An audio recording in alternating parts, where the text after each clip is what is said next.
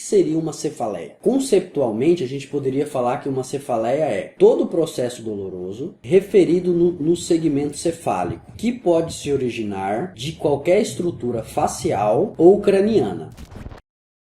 Olá, eu sou o Dr. Bruno Menezes e nós estamos no canal Humanize. Hoje nós vamos falar de um tema bem interessante e bem comum, bem prevalente entre a população e muito comum na prática clínica. Todo médico lida muito com esse tipo de problema e com esse tipo de transtorno. É um tema neurológico. Hoje nós vamos falar sobre cefaleias. O que é cefaleia?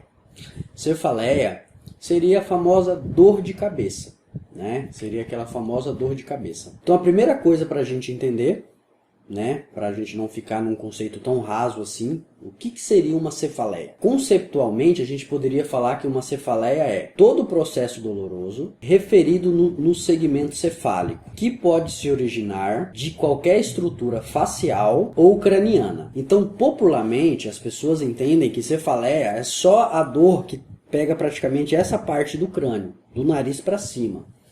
Mas conceptualmente, e dentro da medicina, a gente pode dizer que cefaleia seria toda a dor que advém da parte cefálica, tanto face quanto o crânio. Quando você vai no médico, e didaticamente, para a gente entender bem, e a medicina faz assim para a gente entender bem esse tema, a gente divide as cefaleias em dois grandes grupos. Assim como as maioria dos transtornos de saúde mental, tanto da psiquiatria como a neurologia, que a gente vai começar a falar um pouco mais de agora em diante, não existe um tipo só de doença, não existe um tipo de transtorno, existe uma diversidade de transtornos. Aqui na cefaleia não é diferente. A gente pode dividir didaticamente em dois grandes grupos as cefaleias primárias e as secundárias. A cefaleia primária, resumidamente, seria aquela cefaleia ou aquela dor de cabeça que a própria dor é a doença em si, que não tem uma outra moléstia, uma outra doença por trás que está provocando essa dor. Então, quando você procura um médico com uma dor de cabeça, a primeira coisa que ele vai fazer é tentar entender e tentar descobrir em quais desses grupos essa dor de cabeça está, se ela é uma cefaleia primária ou secundária. Para a gente aprofundar mais nesse tema e ficar uma didática mais bonita, a gente pode dizer que uma cefaleia primária é uma dor associada a uma ausência de anormalidade anatomopatológica, identificáveis aos exames subsidiários, habituais ou outras estruturas do organismo. Ou seja, a cefaleia primária seria aquela cefaleia, aquela dor de cabeça que o médico não vai achar nenhuma outra alteração que não seja a própria dor, né? Esse paciente não pode ter uma alteração neurológica, um déficit neurológico, ou uma alteração em algum exame de imagem, ou um exame sanguíneo, ou qualquer outro tipo de exame.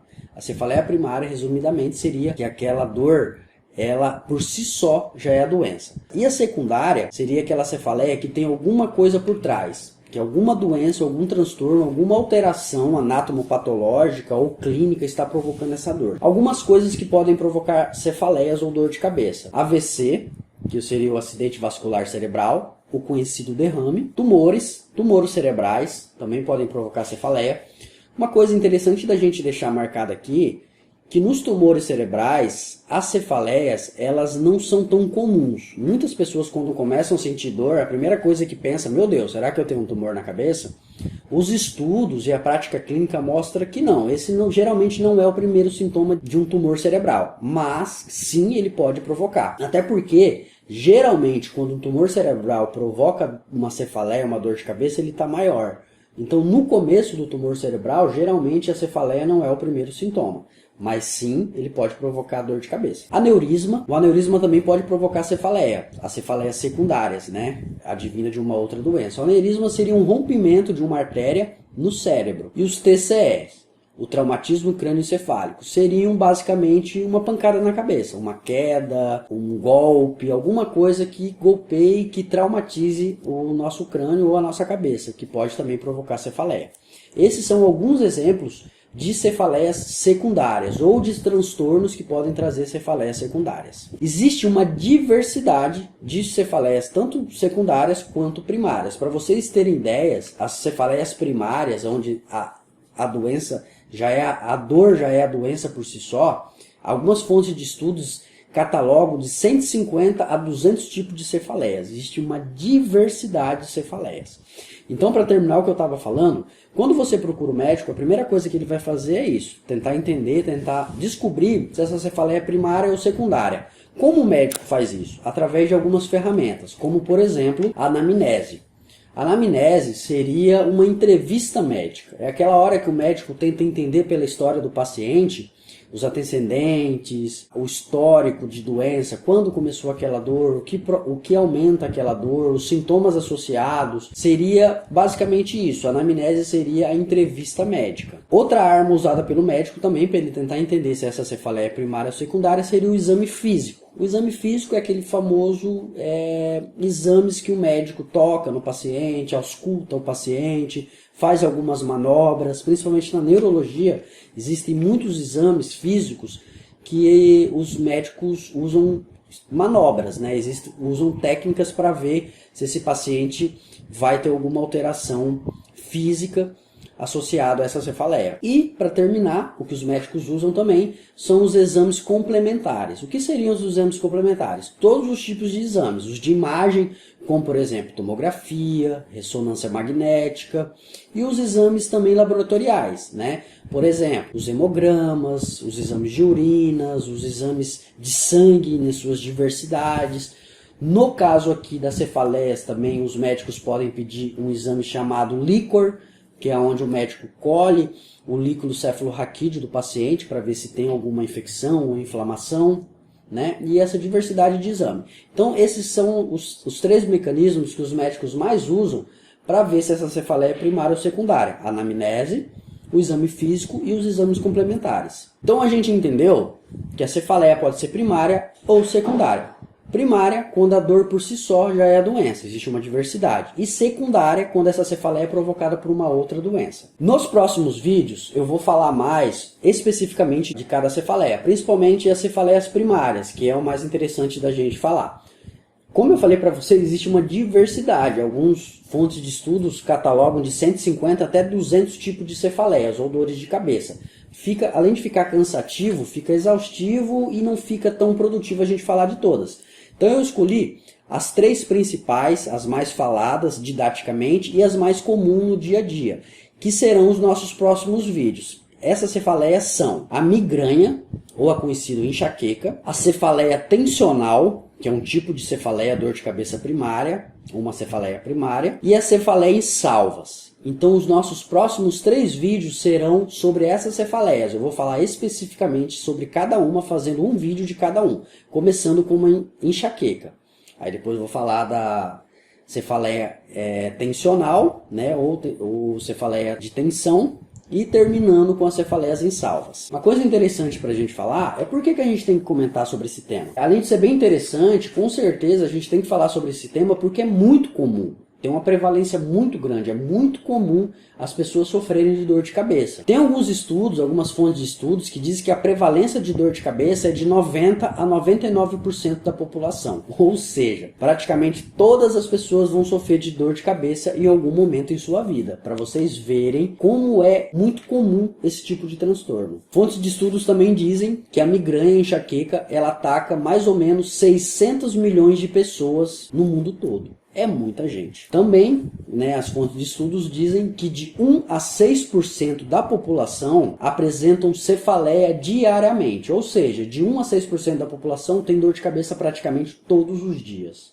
É muita gente. Outra coisa interessante para deixar marcado aqui, que a cefaleia tensional, ela é a mais comum. Ela é a mais comum, é a que mais acontece na prática clínica e os estudos dizem que é a que mais tem uma prevalência grande, né, que mais acontece. Algumas fontes de estudos dizem que ela pode chegar a 30 a 70% dos casos. Porém, não é a que faz mais os pacientes buscarem ajuda. A que mais os pacientes vão buscar ajuda médica são os pacientes que sofrem de enxaqueca. Então, no modo geral, a cefaleia mais comum é a cefaleia tensional, de 30 a 70% sofre dela. Só que as pessoas que buscam ajuda médica geralmente são as que sofrem de enxaqueca ou a migrânia. Tem alguns estudos que dizem que 80% das pessoas que buscam ajuda por causa de dor de cabeça ou cefaleia tem esse diagnóstico, uma cefaleia primária, que é a enxaqueca ou a migrânia. Eu vou falar uma coisa para vocês agora, para a gente terminar esse vídeo, bem interessante, que são sinais de alertas.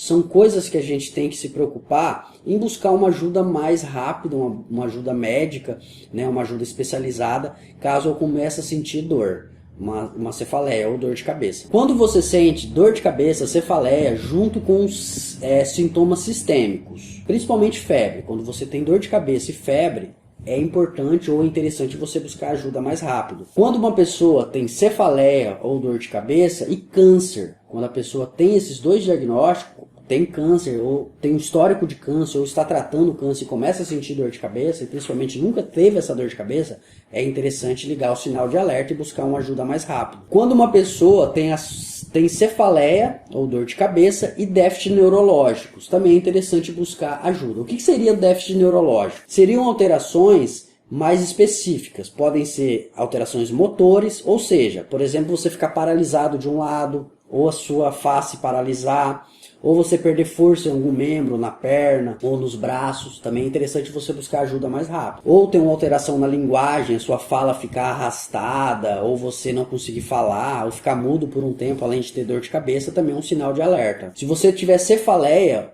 ou dor de cabeça e tiver problemas na visão, começar a ficar com a visão borrada ou ficar com uma sensação de cegueira por um momento, também é importante buscar ajuda mais rápido e acender a luz de alerta. Outro déficit neurológico que a gente pode dizer, que a gente tem que tomar cuidado, é, por exemplo, se você tem cefaleia, dor de cabeça e alteração no equilíbrio, tonturas, náuseas, isso também é interessante buscar ajuda mais rápido e acender o sinal de alerta. Quando você tem alteração no raciocínio, né, você fica mais sonolento, a sua consciência muda, você fica desorientado, se você tiver dor de cabeça e isso, também é um sinal de alerta. Outro sinal de alerta que a gente pode dizer é quando você tem uma cefaleia ou uma dor de cabeça com uma dor abrupta, ou seja, de repente, uma dor muito intensa ou que você nunca tinha tido dor de cabeça e de repente começa a dor de cabeça. Também é um sinal de alerta. Outro sinal de alerta também é quando você tem uma dor de cabeça que você classifica como a pior dor de cabeça da vida.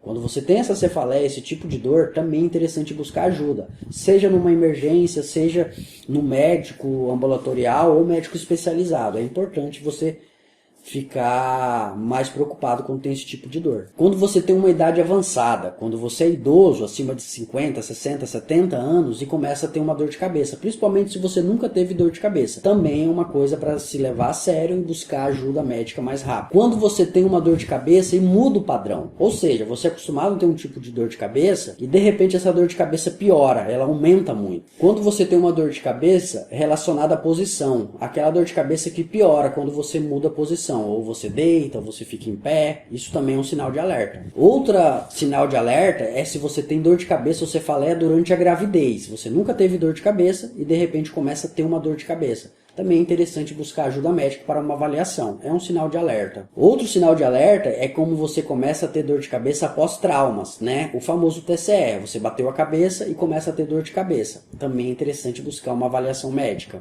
E também quando você tem doenças autoimunes. Aqui, por exemplo, quando você tem HIV e você nunca teve dor de cabeça e começa a ter dor de cabeça. Também é um sinal de alerta. Outra coisa também que a gente pode dizer que é o sinal de alerta é cefaleias que começam com esforço físico. Você nunca teve dor de cabeça e de repente você vai fazer um esforço físico e começa a sentir dor de cabeça. Também é um sinal de alerta. Aqui eu não vou falar sobre os tratamentos, até porque aqui cada dor de cabeça tem um tratamento diferente. Então o mais importante, se você tiver esse tipo de dor de cabeça, procure ajuda especializada.